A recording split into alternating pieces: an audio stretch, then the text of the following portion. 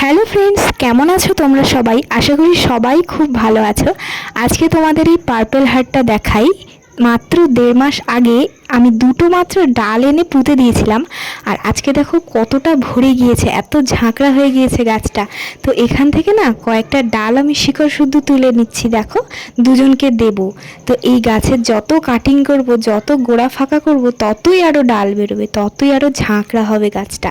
তো এখানে দেখতেই পাচ্ছ কয়েকটা ডাল আমি তুলে নিয়েছি আমার একটা বান্ধবী আর একটা বৌদিকে দেওয়ার জন্য। মাত্র দুটো ডাল থেকে কতগুলো গাছ বেরিয়েছে। আর এখন দেখো এগুলো আমি তুলে নিয়েছি, আমার একটা বান্ধবী তো নেওয়া হয়ে গিয়েছে, আর এই কটা দিতে যাচ্ছি বৌদিটাকে।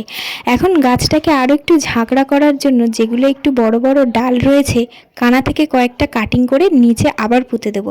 আর এই গাছের তো একটাই সুবিধা, ডাল কাটিং করে পুঁতে দিলেই হয়ে যায়। ছোট ছোট ফুল হয় আবার এই গাছটাতে। তো তোমাদের কেমন লাগলো ভিডিওটা অবশ্যই জানিও।